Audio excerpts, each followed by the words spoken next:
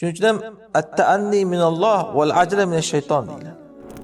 Ohistalik Allohdan, shoshqaloqlik shaytondan. Masalan, bir yigit bir ayolga uylanmoqchi, unchalik bir yaxshi ayol emas. Yoki bir qiz bir yigitga turmushga chiqmoqchi, unchalik yaxshi yigit emas.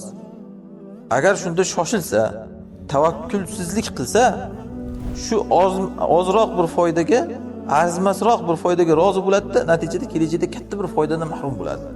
Agar ozroq kutsang, yaxshirog'i chiqardi, yaxshiroq xotin yoki yaxshiroq bir er. O'zimizda bekorga aytmaydi-ku, shoshilgan qiz erga yolchimaydi deydi. Lekin ba'zan ota-onalar ham yoki o'sha yigit qizlar o'zlari ham vahima qilib, men bu turishda hozir uylanolmay qolib ketaman, turmushga chiqa olmay qolib ketaman deydi-da, Allohga ishonmaydi, tavakkulsizlik qiladi yoki uni gunoh ma'siyatlari shunga yo'l qo'ymaydi. Ana shu sababdan keyin qarasangiz katta bir foydaga erishish mumkin bo'lib turib kelajagida arzimas bir narsaga erishib qoladi. Hozirda. Bismillahirrohmanirrohim. 768-foyda. Kishida himmat oliy bo'lish kerak. Katta foyda turganda kichkina foydaga rozi bo'lmaslik kerak. Buni qayerdan oldik? Mana qarang, Yusuf alayhisalom hozir qamoqdan chiqsam bo'ldi demaganlar. Himmatni oliy qilyaptilar. Oqlanib katta bir mansab bilan chiqishni istaganlar. Va ozgina qamoqdan chiqish foydasiga rozi bo'lganlari, kifoyalanganlari yo'q. Chunki bu kishi aniq ishonib turibdilar, katta foyda kutyapti kishini. Buni ko'p o'rinlarda qo'llaniladi-da, masalan, tijoratda. Agar bir narsani hozir sotsang, besabrlik qilib, ozgina foyda ko'rasan. Lekin ozgina sabr qilsang, shuni qimmatga, keyinroq ko'pga sotishing mumkin. Ana shu paytda inson shu ozgina foydani tark qilib turish kerak-da, ko'proq foydani ilinjida. Yoki nikoh sohasida qarang. Masalan, bir yigit bir ayolga uylanmoqchi, unchalik bir yaxshi ayol emas. Yoki bir qiz bir yigitga turmushga chiqmoqchi, unchalik yaxshi yigit emas. Agar shunda shoshilsa, tavakkulsizlik qilsa, shu ozroq bir foydaga, arzimasroq bir foydaga rozi bo'ladi-da, natijada kelajakda katta bir foydadan mahrum bo'ladi. Agar ozroq kutsang, yaxshirog'i chiqardi, yaxshiroq xotin yoki yaxshiroq bir er. O'zimizda bekorga aytmaydi-ku, shoshilgan qiz erga yolchimaydi deydi.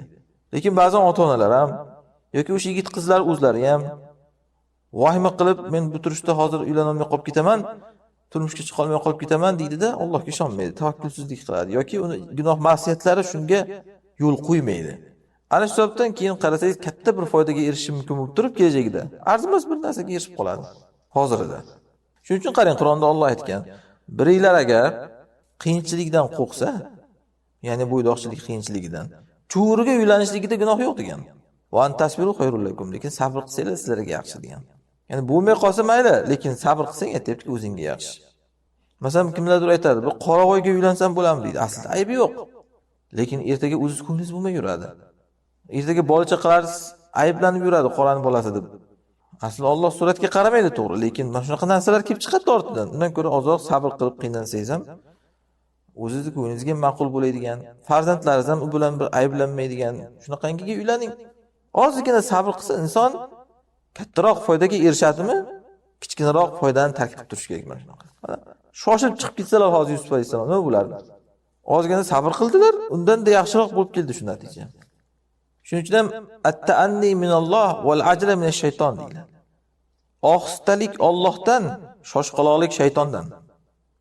Yana ulamolar aytadi, "Va lam ara fi uyubin nasi shay'an kanaqsil qodirin ala tamami."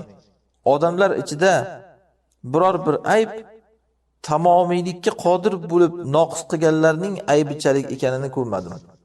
Ya'ni bir inson bir ishni batamom qilishga qodir. Endi besabrlik qilib shu noqis qilib o'tirsa, bu katta ayb deyiladi. Agar batamom qilishga qodir bo'lmasangiz mayli, lekin salgina kutsangiz, tamomiyroq qilib qilish imkoni bo'la turib, besabrlik qilib chala qilish bu yaxshi ish emas. O'zimizda 40 ga chidab qibriga chidamadi deydi-yu. Agar Yusuf alayhisalom hozir shu yerda qamoqdan chiqib ketsalar, mana shunaqa bo'lardi.